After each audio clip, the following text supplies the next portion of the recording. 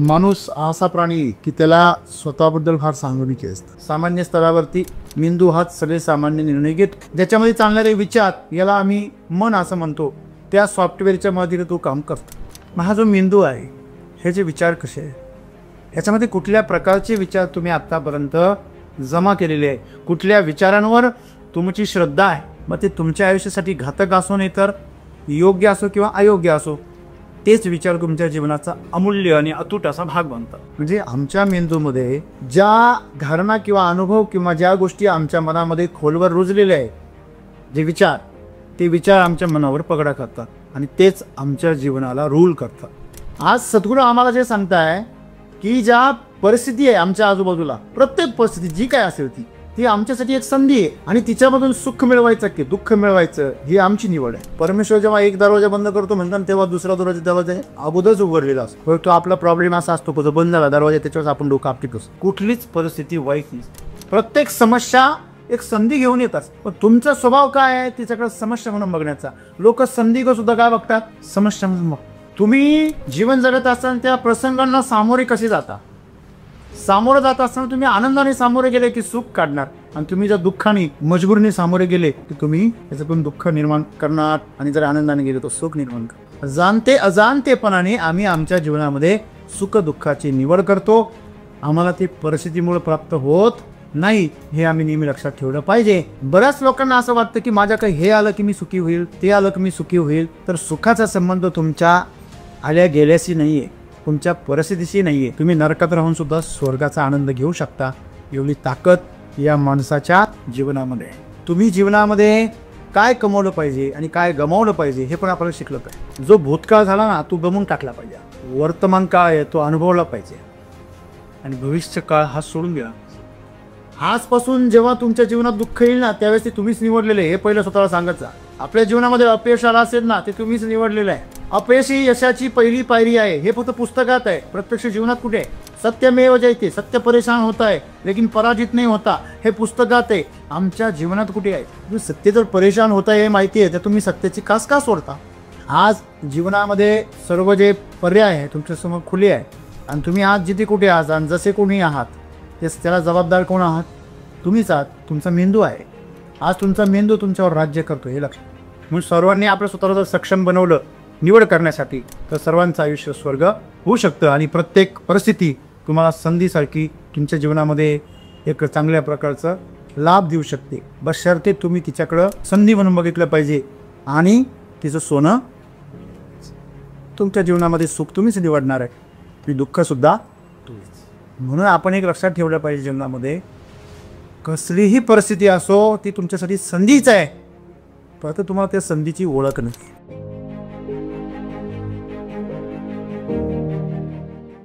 जी निवड आपण करणार आहोत, कारण प्रत्येक जणांचा अनुभव घेण्याचा मार्ग वेगळा वेगळा आहे, त्यांचा बुद्ध्यांक वेगवेगळा आहे, प्रत्येकाचं ज्ञानाची पातळी जी आहे ती वेगवेगळी आहे. तर काही जणांना त्या संधीमध्ये दुःख दिसतं, तर काही जणांना त्याच संधीमध्ये सुख किंवा आनंद मिळत असतो. तर हा जो फरक आहे तो फरक कसा ओळखायचा आणि प्रत्येक परिस्थितीमधून आनंद किंवा सुख मिळण्यासाठी काय करायला पाहिजे? प्रत्येक परिस्थिती जी एक संधी आहे, तुम्ही त्यातून सुख मिळवतात की दुःख मिळवतात हा तुमच्या निवडीचा प्रश्न आहे. जसं की आपण बघतो की आपण चालताना आमचे जे काही दोन पाय आहेत तर कधी डावा पाय समोर असतो तर कधी उजवा पाय समोर असतो. तर त्यांना कधी गर्व होतो का की मी आज पुढे किंवा मी आज मागे? तर नाही होत.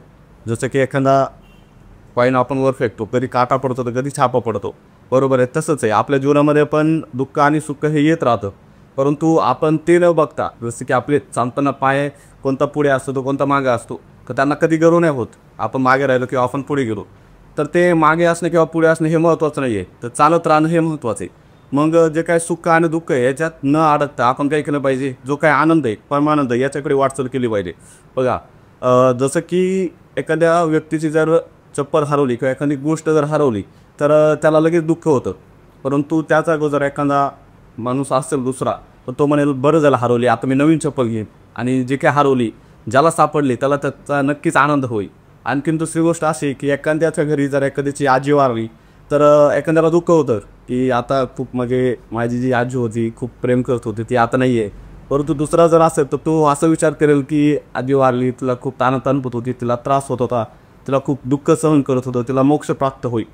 तर सगळं आपल्या विचारावर अवलंबून आहे. येणारी जी प्रत्येक संधी त्याकडे आपण संधी म्हणूनच बघितलं पाहिजे आणि सुख आणि दुःख हे जे आहे त्याच्यातून आपण बाहेर पडलं पाहिजे. धन्यवाद. मित्रो, माणूस असा प्राणी की त्याला स्वतःबद्दल फार सांगणिकी असतं. इतरांच्या तुलनेमध्ये ते स्वतःच्या बाबतीमध्ये फार दयाळू असतो आणि प्रत्येक गोष्टीमध्ये, प्रत्येक परिस्थितीमध्ये तो स्वतः कसा बरोबर आहे हे सिद्ध करण्यासाठी तो जीवाचा अड्डातड्डा करतो. माझे विचार, माझ्या धारणा हे सगळं बरोबर कसं आहे ह्याच्यासाठी सगळं तो प्रयत्न करत असतो. याच्या मुळाशी जर आपण मानसशास्त्राचा अभ्यास जर केला, तुम्ही कुठल्याही जीवाकडे बघा, एखादा मासा तुम्ही पाण्याच्या बाहेर काढा, तो पाण्याकडे जाण्याचा प्रयत्न करत राहतो. कारण त्याची जी प्रकृती आहे ती पाण्यात जगण्याची. त्याच्या आत्तापर्यंतच्या लाखो पिढ्या त्याचा DNA त्या पाण्यासोबतच अनुकूल आहे. एखादा साप जर बघितला तर तो नेहमी कुठेतरी आडगळ सापडतो. तो असा मैदानामध्ये येण्याचा प्रयत्न करत आहे. तुम्ही त्याला मैदानात आणा, तो कुठेतरी, तुम्ही त्याला पोतं दाखवा, तो पोत्यामध्ये लगेच घुसतो.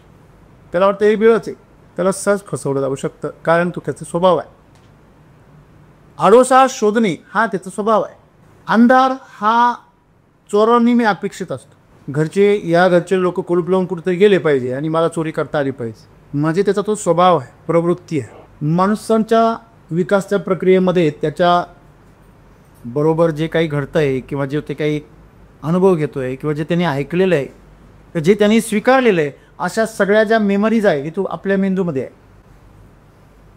मेंदू हा एक अवयव आहे, त्याच्यामध्ये हे सगळं स्टोरेज जमा आहे आणि तोच तुमच्या जीवनाचा निर्णय घेतो. सामान्य स्तरावरती मेंदू हाच सगळे सामान्य निर्णय घेतो. ज्याच्यामध्ये चालणारे विचार, याला आम्ही मन असं म्हणतो, त्या सॉफ्टवेअरच्या मदतीने तो काम करतो. म्हणून प्रवास करताना पहिला मेंदू सुरक्षित ठेवला जातो. तो सुरक्षित राहिला तो बाकीच्या शरीराला जिवंत ठेवेल, म्हणून मेंदूला पहिलं जपलं जातं. कुठल्याही संस्थेचे जे प्रमुख अधिकारी असतात, सरकारमधले जे प्रमुख मंत्री असतात, जे VIP पर्सन्स असतात, त्यांना नेहमी का जपलं जातं? कारण त्यांच्यावरच बाकी सगळी संस्था अवलंबून असतात. मग हा जो मेंदू आहे, हे जे विचार कसे आहे, ह्याच्यामध्ये कुठल्या प्रकारचे विचार तुम्ही आत्तापर्यंत जमा केलेले आहे, कुठल्या विचारांवर तुमची श्रद्धा आहे, तुमचा विश्वास प्रगाढ आहे, कुठले विचार, कुठले अनुभव तुम्ही पुन्हा पुन्हा घेतलेले आहे, मग ते तुमच्या आयुष्यासाठी घातक असो नाही तर योग्य असो किंवा अयोग्य असो, तेच विचार तुमच्या जीवनाचा अमूल्य आणि अतूट असा भाग बनतात. मग ते विचार मागासलेले का असे ना, ते त्याला प्रिय असतात. मग तो स्वतःला त्या विचारांच्या मदतीने डिफेंड करत राहतो की माझे जे विचार आहे, माझे जे धारणा आहेत, त्या विचारांच्या धारणेने माणसं जगायला प्रयत्न.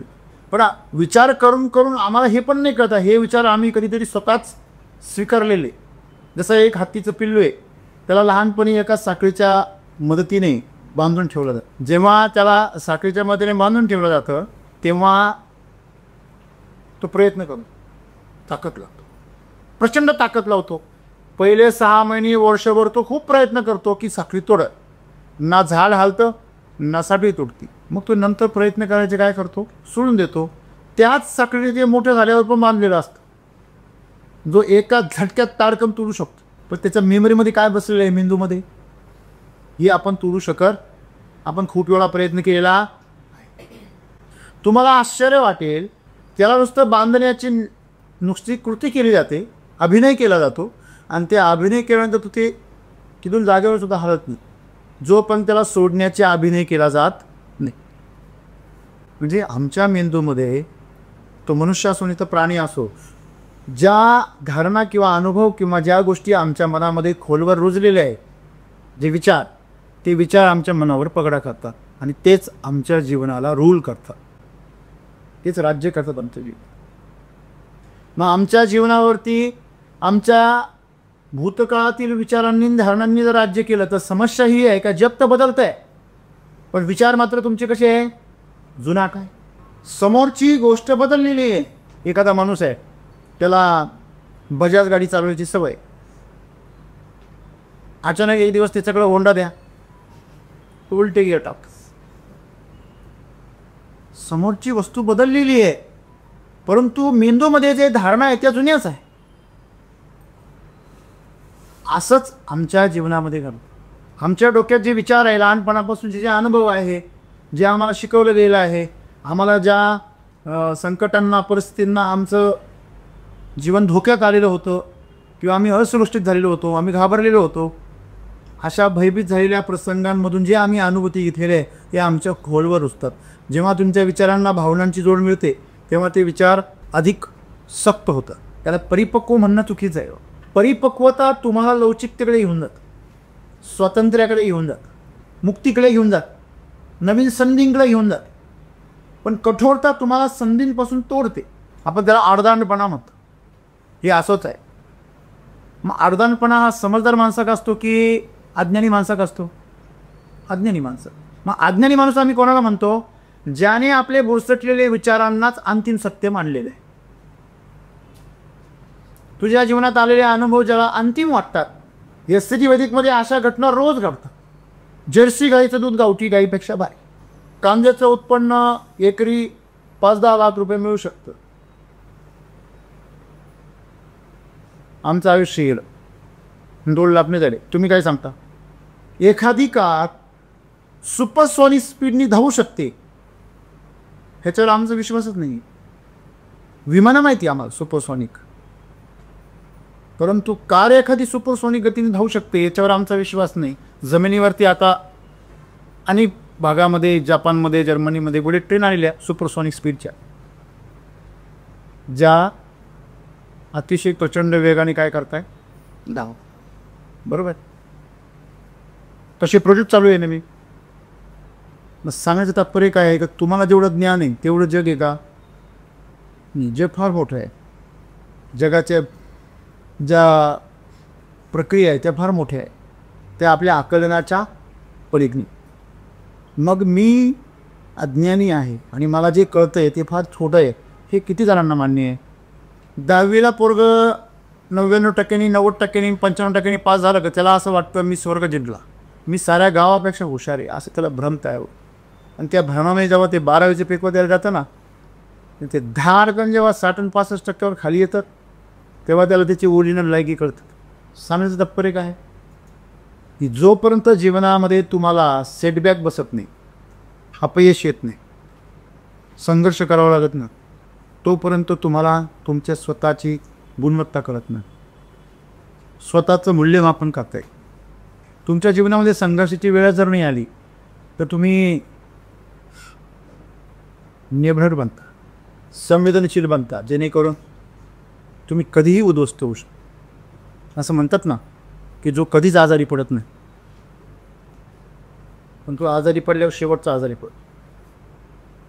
कारण त्याच्या शरीराला, प्रतिकार यंत्रणेला कधी कामच आलं नाही, सडून गंजून गेली त्याची.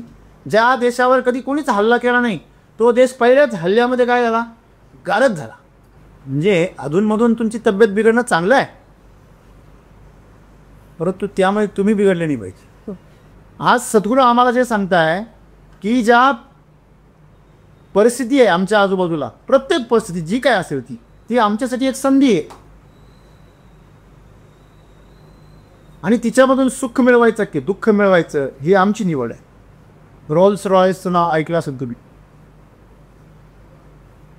जगामधली अशी एकमेव कंपनी जिची कार जी आहे ती मिनिमम 2-3 कोटीच्या पुढे सुरू होते आणि कस्टमाइज करून मिळते. पहिली कंपनी अशी आहे का जी स्वतः कार कधीच बनवत नाही आणि तिच्या बनवलेल्या 60% कार आज रोडवर धावत आहे.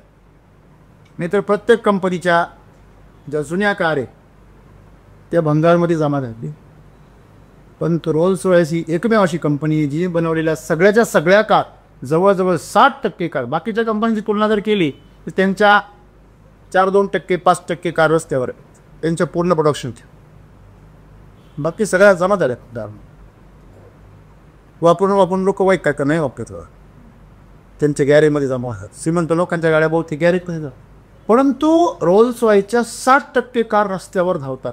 त्या रोल्स रॉयसमध्ये जी रॉयस आहे त्याची कहाणी तुम्ही ऐकायला पाहिजे. नोकरी केली, नोकरीमध्ये बनणे लागलं म्हणून बिझनेस चालू केला, काहीतरी बनवावं. ती बनवायला सुरुवात केली, चांगलं यश मिळालं. असं वाटलं की मोठा बिझनेस चालू, मग मोठी कंपनी चालू केली. परंतु काही बाहेरच्या ज्यावेळेस ग्लोबल बिझनेस चालू झाला, गॅट करार आला, तेव्हा सगळ्या जगामधले लोक कुठेही बिझनेस करायला लागले, कुठलीही कंपनी कुठल्याही देशात जायला लागली. मग त्या देशामध्ये बाहेरची कंपनी आली, त्या क्षेत्रात काम करणं मी याचा सगळा सुप्रसाद झाला. कंपनी दिवाळखोर झाली. त्याच्या मनावर त्याचा परिणाम झाला, रॉयल्सवरती वाईट परिणाम झाला. त्याची तब्येत एवढी बिघडली का त्याला डॉक्टरांनी सांगितलं, बाबा तू आता आहे ना एखादी कार घे आणि लांब लॉंग ड्राईव्हवर जा, तिकडं जरा 1 वर्ष 1.5 वर्ष तिकडं जा, येऊच नको इकडं कंपनी बी. मग त्याने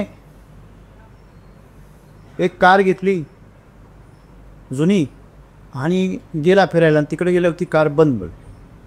हे चालूच होतं. तो जिद्दी होता, इंजिनियर होता, डोकेबाज होता. त्याने ती आपल्याला वापरायची, मग ती रिपेअर करायची. मग त्याने ती रिपेअर केली. त्याने रिपेअर करत करत त्याने ती एवढी लक्झरी बनवली स्वतःच्या सोयी सुविधांसाठी. परंतु छंदच होता एखादी गोष्ट टाकाऊपासून टिकाऊ बनवायचं. मग त्याने ती अशी सुंदर बनवली का त्याची चर्चा व्हायला लागली सगळी.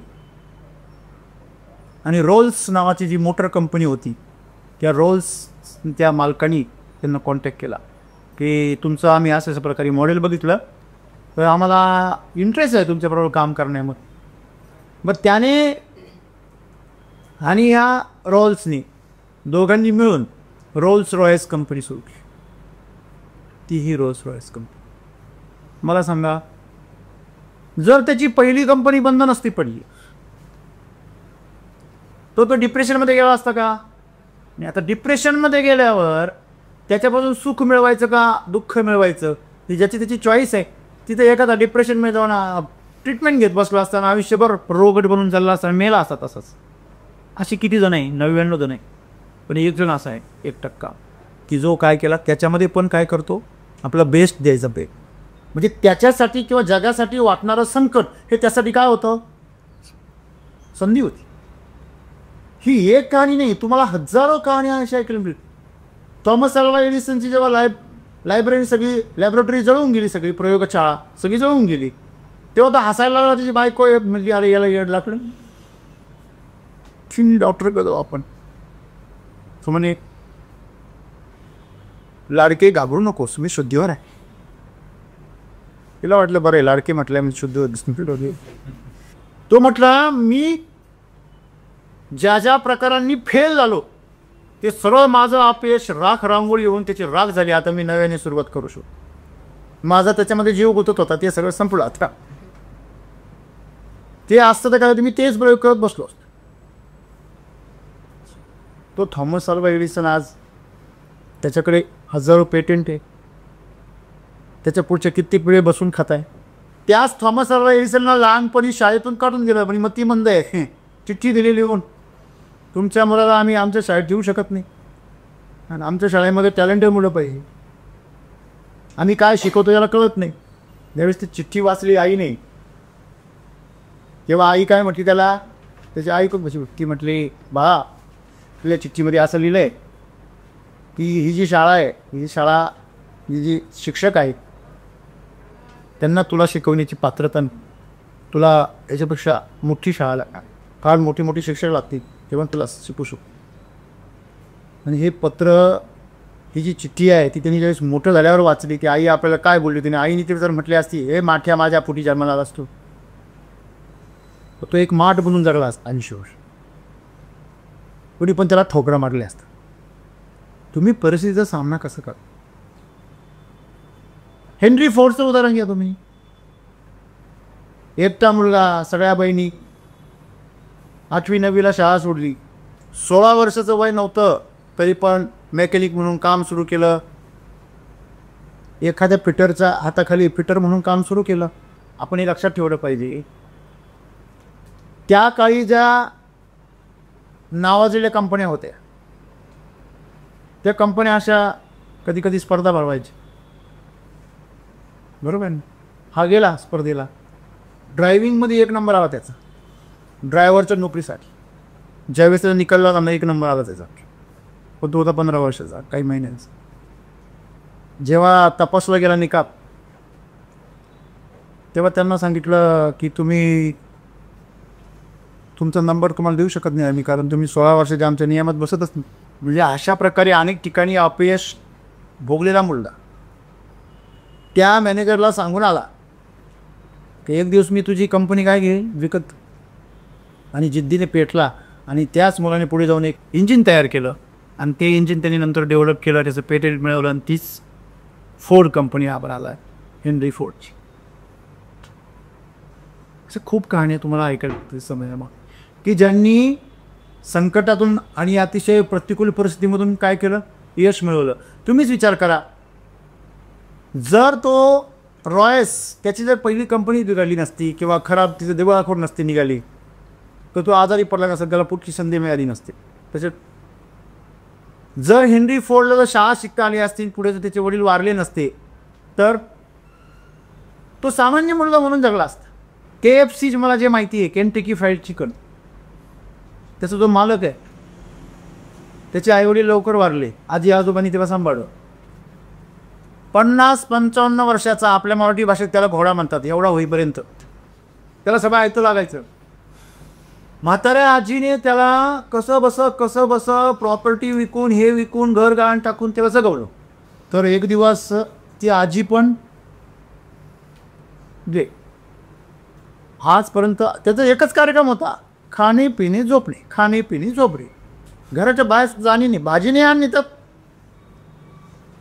सांगा. एवढं वय झालं आता कोण याला काय देणार, कसा जगणार हा, याला काय माहिती नाही. या बाजारात जाऊन भाजी कशी आणायची हे माहिती नाही त्याला, फक्त एवढंच माहिती होतं का त्याची आजी त्याला वय झाल्यावर एकच मेनू द्यायची, चिकन फ्राय करून द्यायची. मग ते त्याच्यात त्याला तेवढंच माहिती होतं. तो बघायचं तो रोज आहे काय किती टाक. तो फॉर्म्युला त्यांनी लक्षात ठेवला आणि त्याने बाहेर पडला. 2-3 दिवस काढले त्यांनी कसे नंतर बाहेर पडला, प्रत्येक ठिकाणी जायचा आणि जेवण द्या म्हणायचं. भिकाऱ्यासारखं जगून पाहिलं काही दिवस, पण भीकही मिळेना, कारण हा दट्टा सांगणार कोण भीक घे. उतरेपर्यंत त्याला दम नाही, वेळेला खायची सवय. एवढे वर्ष त्यांनी रुबाबाताना आरामशीर जगायची सवय लागली. मग गेला या रेस्टॉरंटमध्ये गेला, मला काम द्या. मग जेवायला त्याच्या बदल्यामध्ये काम करतो. आणि असं करता एक दिवस एका हॉटेलमध्ये तिथला पूक रोज मी बनवू का चिकन, यांनी बनवलं. त्या हॉटेलचा धंदा वाढला. याला कळलं यात काहीतरी सिक्युरिटी, तिथे ते पेटेंट करून येतो. आणि मग त्यांनी स्वतःचं स्टार्टअप सुरू केलं. हळूहळू ते चालायला लागलं. मग त्यांनी त्याची शाखा काढली. असं करत हे KFC पूर्ण जगात सर. सांगा, विचार करा, तो जर आळशीत नसता तर त्याने आजीचा तो फॉर्म्युला शिकला असता का? त्याची आजी वाढलीच नसती तर तो बेवाला जर झाला असता तर तो ह्या पुढच्या प्रक्रियेला लागला असता का? नाही. म्हणजे परिस्थिती ही संधी आहे, परंतु ती आम्हाला कळत नाही. परमेश्वर जेव्हा एक दरवाजा बंद करतो म्हणतात, तेव्हा दुसरा दरवाजा अगोदरच उघडलेला असतो. तो आपला प्रॉब्लेम असा असतो, तो बंद झाला दरवाजा, त्याच्यावर आपण डोकं आपटितो. आणि दरवाजे पण परमेश्वर बंद करत नाही, आपणच बंद करतो. मग ज्यांनी स्वतःचे दरवाजे स्वतःच बंद केलेले, दरवाजा आतून लावून घ्यायचा आणि बाहेरच्यांना म्हणायचं उघडा, हे मनोरुग्ण नाहीत ती, बरोबर आहे. आणि असे मनोरुग्ण आपण बनलेलो आहोत. परमेश्वराच्या या सुंदर अशा दुनियेमध्ये आपण आपला दरवाजा आखून लावून घेऊ. एखादा चांगलं शिकवतोय, याचा दरवाजा बा, तुम्ही काय बरोबर काय करायचं, मी असाच राहा, मी नर्मदेचा गोटा आहे, तुम्ही कितीही पाणी होता, मी गुळगुळीतच राहा, आतमध्ये मी अजिबात पाणी जिरून देणार नाही. हे नर्मदेचे गोटे कोणी बनवले? स्वतःचं वेगळं जे काही धाडस आहे ते करायचंच नाही. कधी गुळगुळीत होऊन जायचं. गुळगुळीत झालं तर बरं, कोणाच्याच हातात येत नाही, सपूल जातं वेळेस. त्याच्यावरून शेवाळ लागले तर विचारच ना. परिस्थिती जी आहे ती संधी आहे. फक्त तुम्ही त्याच्यातून सुख काढता की दुःख, हे तुमचा निवड आहे, तुमचा निर्णय आहे. कुठलीच परिस्थिती वाईट नाही. प्रत्येक समस्या एक संधी घेऊन येत असते. पण तुमचा स्वभाव काय आहे तिच्याकडे समस्या म्हणून बघण्याचा. लोक संधी सुद्धा काय बघतात? समस्या म्हणून बघ. ज्यावेळेस आपण व्हिडिओ टाकतो ना यूट्यूबवरती, तेव्हा सगळेजण परेशान आहे की कांदे पिकत नाही, बरोबर आहे, किंवा कुठलंही पीक पिकत नाही. पण त्यातला एक जण असा परेशान आहे, तो म्हणतो जास्त पिकल्यावर विकल.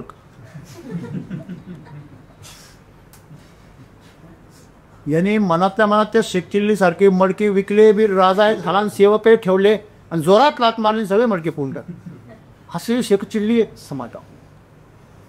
म्हणजे आम्ही स्वतःला काय समजतो आमचं आम्हालाच कळत नाही. जीवनामध्ये तुम्ही कशासाठी जगता हे पहिलं तुम्हाला कळलं पाहिजे.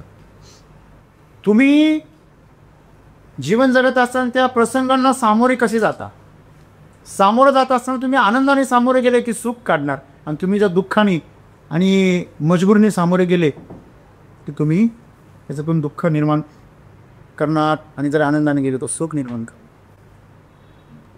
मला सांगा, कालवणामध्ये मीठ जर टाकलं ते कसं होईल? गोड होईल, बरोबर.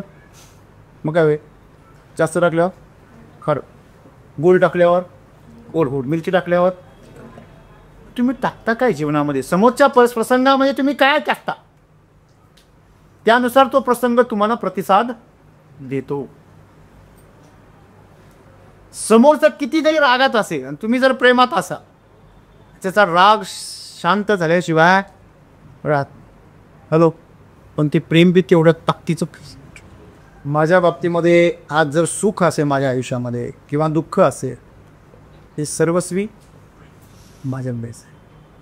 ती माझी निवड आहे. तुम्ही निवडलेलं आहे ते.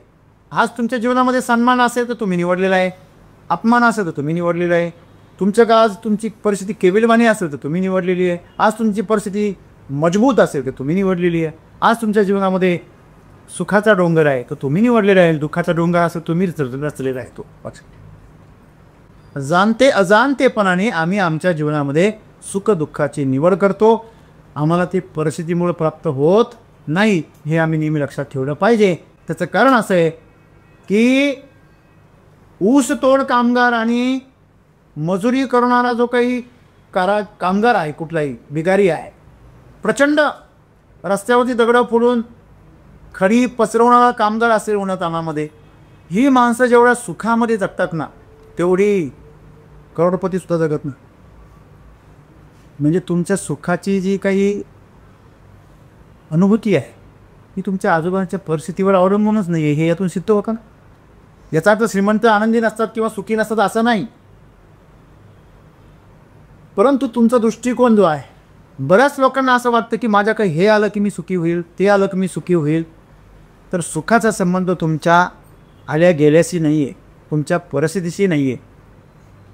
तुम्ही नरकात राहून सुद्धा स्वर्गाचा आनंद घेऊ शकता, एवढी ताकद या माणसाच्या जीवनामध्ये आहे. परंतु तुम्ही स्वतःच्या शक्तीला कधी ओळखलंच नाही. आम्ही सतत पुढे घास बांधलेल्या घोड्यासारखे, नुसते घोड्यासारखे म्हणणं बी चुकीचं आहे, गाढवासारखे पळत राहतो, ओझे वाहत राहतो. जगायला कितीच लागतं, बरोबर आहे ना. खूप सारं कमवून ठेवलं तर नंतर डायबिटीज होऊन देत नाही, आलं लक्षामध्ये.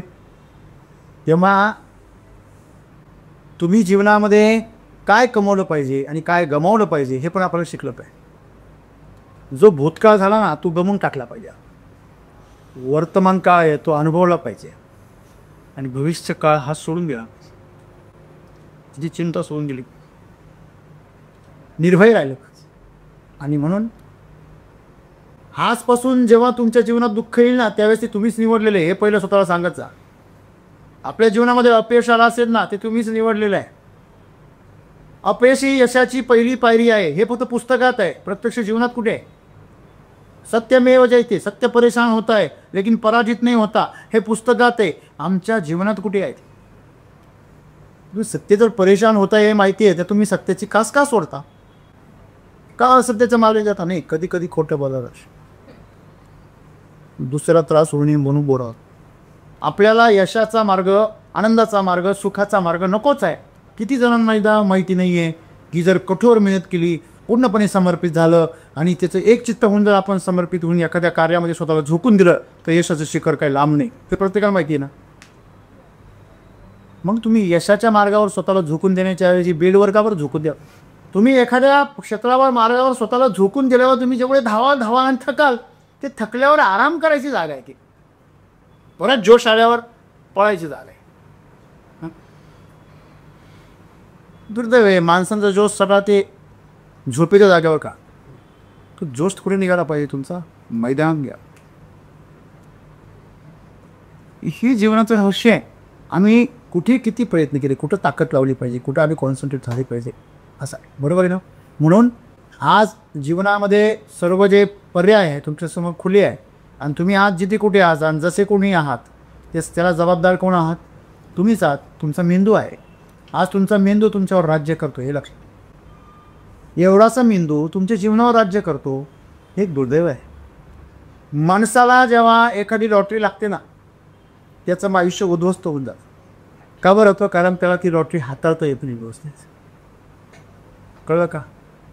ते हाताळण्यासाठी ते स्वतःला सक्षम नसतं. म्हणून सर्वांनी आपलं स्वतःला जर सक्षम बनवलं निवड करण्यासाठी, तर सर्वांचं आयुष्य स्वर्ग होऊ शकतं. आणि प्रत्येक परिस्थिती तुम्हाला संधीसारखी तुमच्या जीवनामध्ये एक चांगल्या प्रकारचा लाभ देऊ शकते.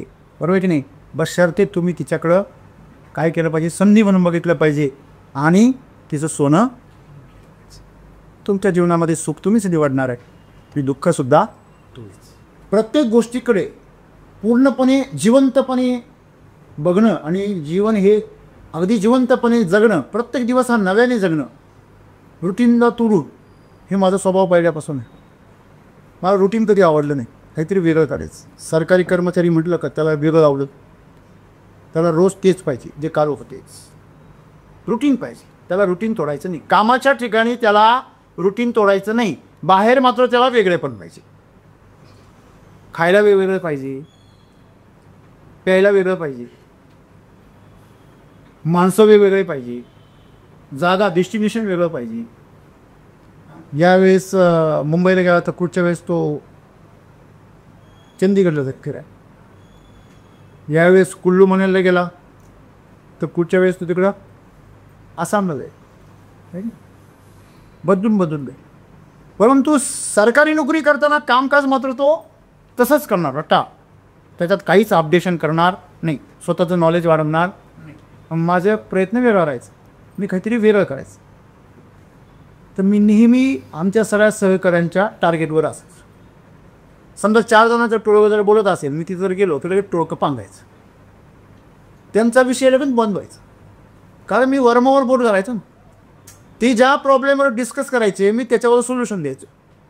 त्यांना प्रॉब्लेमचं सोल्युशन नको आहे, त्यांना त्या प्रॉब्लेमवर काय करायचं आहे, वेळ घालवायचा. तो प्रॉब्लेम किती गंभीर आहे हे प्रत्येकजण वर्णन करून सांगायचं, आपल्या बुद्धीचा वापर कर. आणि मी सांगायचो याचं सोल्युशन फार सोपं आहे. समजा उदाहरणार्थ शाळेमध्ये स्कॉलरशिपला मुलं आणायची, तर मी त्यांना म्हणायचं आपण सर्व मिळून 1 तास एक्स्ट्रा काम करू. ते नाही असं शक्यच नाही. त्यांना म्हटलं का अरे हे ह्या आदिवासी भागामध्ये आपल्याला ह्या मुलांना 100% साक्षर करायचं आहे. ते म्हणणार ते बोलतच नाही, रिस्पॉन्सच देत नाही. म्हणजे ते कशी रिस्पॉन्स देत नाही, आपण त्यांच्यासारखे होऊ ना. आपले किती दिवस या शाळेवर आहे आपल्यालाच माहिती नाही. ही मानसिकता आहे. हे सगळी माणसं अशी नसतात, सगळे शिक्षक पण नसतात, कर्मचारी पण सगळे असे नसतात, पण जास्त करून असेच असतात. तर अनेकदा आपण मांडलेल्या जे काही नवीन कल्पना आहे, उपाययोजना आहे, त्या सगळ्यांना नाही पटायच्या. मी नेहमी असं हा सुधारणावादी आहे असं माझ्यावर शिक्का मारायचे. आणि माझ्या जवळपास कारण मी ही पिरपीर रडगाणी ते माझ्याजवळ चालायचे नाही. मग राजा हरिश्चंद्र वगैरे वगैरे असे बरे डायलॉग मला ऐकायला भेटले. तर हा झाला भाग शिक्षण क्षेत्रामध्ये. तुम्हाला गंमत सांगतो, एकदा एका अधिकाऱ्याने शिक्षकांना जरा थोडंसं असभ्य भाषेमध्ये बोलला. तो आम्ही त्याच्याविरुद्ध बंड केलं, त्याच्याविरुद्ध आवाज उठवला. तर आमच्या विरुद्ध त्यांनी केस केली डायरेक्ट उच्च अधिकाऱ्यांकडे. आणि आमची तिथं सुनावणी लागली. सुनावणी लागल्यावर उच्च अधिकाऱ्यांना मी काय म्हटलं साहेब आमचे जे उच्च अधिकारी आहे ते आमच्या जर शाळेवर आले तर आम्हाला आनंद व्हायला पाहिजे का भीती वाटायला पाहिजे. कोणाला प्रश्न विचारला मी? जिल्हाधिकारी आणि जिल्हा शिक्षण अधिकारी. ती माझ्या पाहायला लागले म्हणे हे कोण आहे, यांना प्रशिक्षणाला पाठवा म्हणे. फार भारी बोलता म्हणे. म्हटलं साहेब 17 वर्ष प्रशिक्षणच घेतोय म्हणून शिक्षकाची. मग ते गप्पच. म्हटलं शिक्षकाचं जे काही मूल्यमापन आहे त्याच्या विद्यार्थ्यांच्या गुणवत्तेवर ठरवलं पाहिजे. तू कसा वागतो, काय करतो ह्याच्यावर नाही ठरव. तुम्हाला एवढी गॅरंटी आहे? हो. म्हटलं तुम्ही सगळे अधिकारी लगेच चला, म्हटलं आत्ताच्या आत्ताच चला आणि माझ्या वर्ग प्रत्येकाने एक एक मुलगा सेपरेट तपासा. तुम्हाला तो वर्ग सरासरी शिक्षकांच्या वर्गापेक्षा नक्कीच एक पाऊल वरचढ सापडेल. मी असं नाही म्हणणार तो परफेक्ट आहे, पण सरासरी जे तुम्ही मूल्यमापन करता त्याच्यापेक्षा तो चांगलाच सापडेल, जिवंत सापडेल. मग त्यांना मी सांगितलं, म्हटलं ज्यावेळेस आमचे अधिकारी येतात त्यावेळेस आम्हाला असं वाटलं पाहिजे, आमचे अधिकारी येते की आम्हाला नवीन शिकायला मिळेल, नवीन कायदा कानून कळेल, नवीन नियम कळतील, नवीन मार्ग सुचतील. पण हेच आल्यावर आमच्या भरारी पथकासारखी छापे टाकतात, अचानक धाडी टाक. हरकत नाही म्हटलं एखाद्या वेळेस, पण दरवेळेस ते आमच्याकडं माणूस म्हणून बघतच नाही, यंत्र म्हणून बघतात. मी सांगायचं तात्पर्य असं की आपण परिस्थितीला सामोरं कसं जा. बरोबर आहे. जेव्हा बिझनेसमध्ये आलो, शेतीमध्ये जेव्हा डाळिंब लावले तर कोणीच कोणाला काही सांगायचं नाही, का याला काय औषध मारलं पाहिजे, त्याला काय ट्रीटमेंट केली पाहिजे. कोणाकडे जरी शेड्यूल मागितलं तज्ज्ञ लोकांकडे ते सांगायचे 10,000 भरा, मग तुम्हाला आम्ही काय पाठवतो, शेड्यूल पाठ. त्यांना म्हटलं ठीक आहे 10,000 पाठवतो मी, परंतु मला हे सांगा बरं की याच्यावर हा करपा का आला, ही फुलगळ का झाली, हा नेमॅटोड का आला, तेल का येतो. तुम्ही पाणी प्यायचं बघा, तुम्ही तळ्याच्या नदी लागू नका. तज्ज्ञ माणसं ज्यांना आता खूप मोठे मोठे पदावर पुरस्कार मिळतात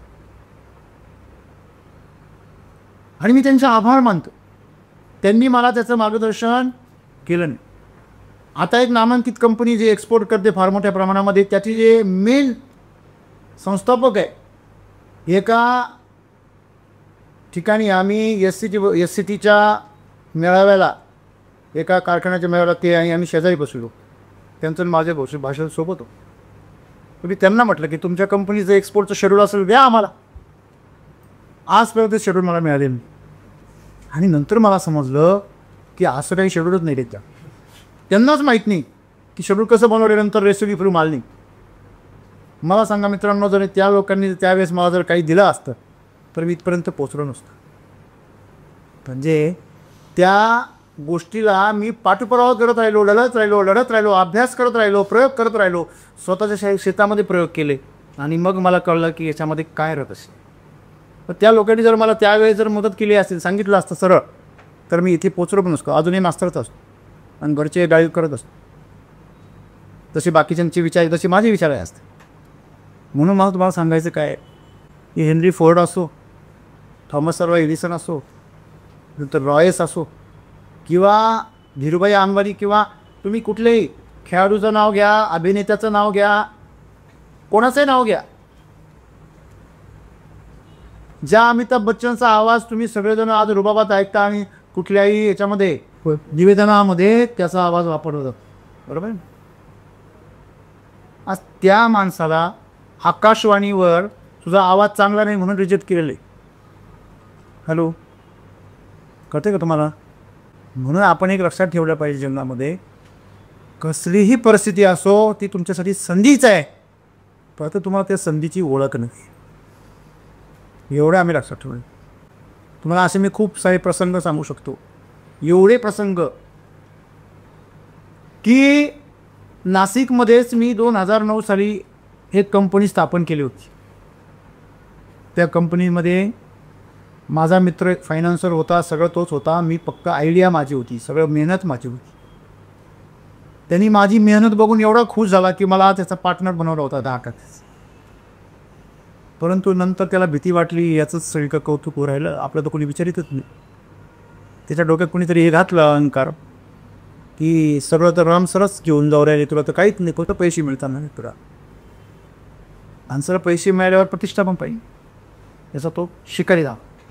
आणि त्याने त्यांच्या कारस्थानामध्ये त्यांना साथ दिली आणि मला बदनाम करून कंपनीमधून काढून टाकलं. आधी चेक बाउन्स करून टाकली. मी मिटिंगला येऊ नये तिथे त्यांच्या मिटिंगला म्हणून बाहेर बाउन्सर उभे केले. एवढे लागतं. कंपनीचा चेअर होता त्याला मी कोपऱ्यामध्ये खुर्चीत दाबून मारत होतो जर काही चुकीचं केलं. बरोबर आहे. लक्षात घ्या, त्यांनी भेसळ केली की 2 प्रोडक्टमध्ये म्हणून मी चिडलो होतो त्याचा, पण त्याला ते रागही नाही कळला माझा. बरोबर आहे. असे खूप सारे अनुभव आहेत. समजा त्याने जर मला समजून घेतला असतं मी अजूनही त्याच कंपनीत असतो. स्ट्रगल केलं. लक्षात ठेवा, असे एवढे प्रसंग आहे की हा ज्या सद्गुरूंनी आज जे आपल्याला संदेश दिला की प्रत्येक परिस्थिती काय करते, तुम्हाला एक संधी आहे. शरीर मन या सगळ्यांच्या मर्यादा ओलांडून तुम्ही जर करायला शिकलात तर एक रॉयल लाईफ तुम्ही जगू शकता.